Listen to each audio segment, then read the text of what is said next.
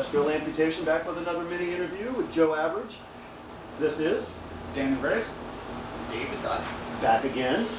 All right, and this is Aesthetic Perfection. Aesthetic Perfection has been around since 2000. What motivates you when you write music, and has that changed over the years? I don't know. I think my main motivation with Aesthetic Perfection, even from the very beginning, was just to make music that was emotionally authentic, kind of not even really concerned myself too much with the emotions being expressed.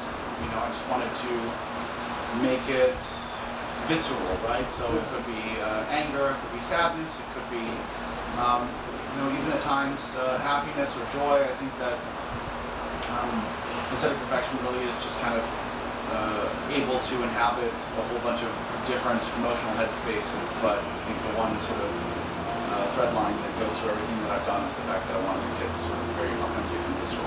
That's nice. I like that. What do you hope people take away from Aesthetic Perfection's live performance? I don't know. I hate playing live. You do? I despise it. I think it is literally one of the most uncomfortable, miserable things that a person can put themselves through. No, I absolutely, I hate literally every single second of it. So I hope that people take away some level of it, because I only do it to entertain. You know, like I think about the fact that the thing that gives me the most joy is being in my home studio alone and creating, and so everything else that I do is in service of that. So I go on tour, I play live, I do all the social media stuff, and I think that really it's just about giving the people something that I don't know, like entertains them, makes them happy, makes them forget about all of life's little difficulties for an hour. Well, I certainly do appreciate when people do that. Fucking A. Daniel, you founded your own label, Close to Human Records. What was that experience like? I don't know, easy? No, really, it's like the easiest thing is starting the label, because I've been on various labels throughout my 20+ year career.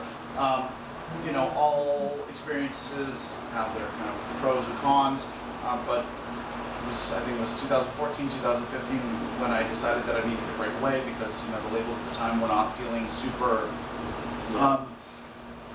They were not feeling progressive enough for me, in the sense that at the time, like, we were really moving in this direction where people didn't want albums anymore, they wanted singles, and none of the albums wanted to really go, none of the labels really wanted to follow that path, and so that's when I decided to break away and start doing my own thing.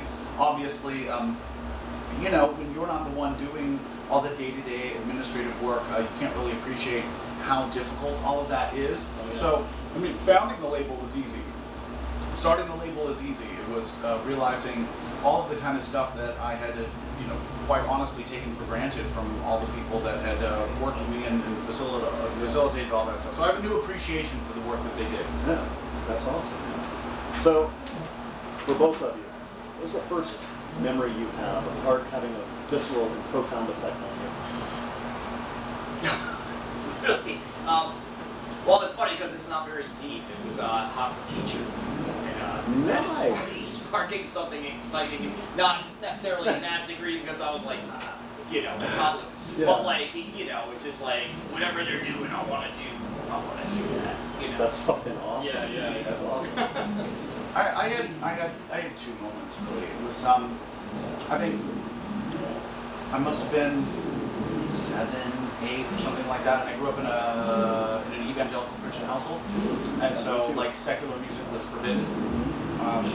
But somehow we had cable with MTV and stuff, and so like when my family were in another room doing whatever, and I was supposed to be watching like Disney Channel, I would flip through to MTV to get a glimpse of what this kind of forbidden fruit was all about. And I remember seeing "Give It Away" by Red Hot Chili Peppers, and Metallica's "One." So I was like, whatever this is exciting. This is forbidden. This is dangerous. And then, I think that probably sort of planted the seed that I wanted to follow this path. But I remember being now 11 or 12, very very into music, but you know, it's like the heaviest music that I was listening to was Green Day, and Dookie was really really popular at that time. It was my favorite record, and one of my mom's coworkers said, "Oh," to my mom, "Oh, your son likes Dookie or Green Day." She's like, "Yeah." Well, if he likes that, he's gonna love this. And gave my mom a cassette, "Broken" by Nine Inch Nails. Holy moly! So you Wow. know, this jump. You graduated. This jump from, you know, basket case, right? Yeah. You know, to Wish. Yes. Where Yeah. you're just like, you know, the intro pinion, and then Yeah. it goes into this, you know, really just burst of white noise through your speakers. Like, I think within 6 months of that, I dyed my hair black and like decided what my life was going to be about.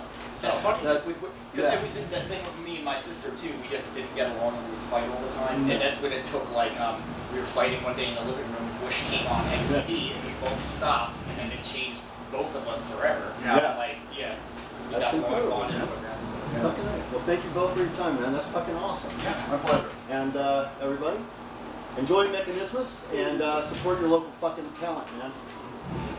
Cheers. We're not talent, so don't support.